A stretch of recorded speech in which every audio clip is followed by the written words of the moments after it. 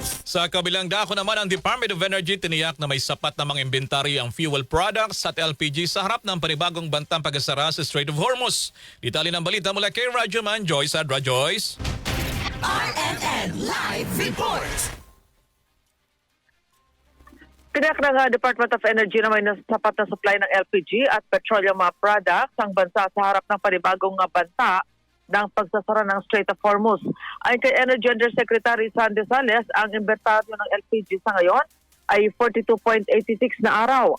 May hanggang 43.75 na araw naman anyang supply ng gasolina ang bansa, habang 42.42 days ang inventaryo sa diesel at 1128.96 na araw naman sa kerosina.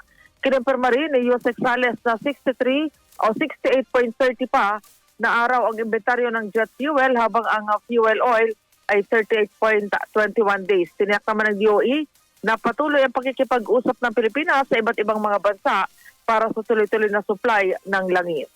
Kasama mo sa DZXL Manila, Radyoman Joyce Collantas Adra, Tatak RMN.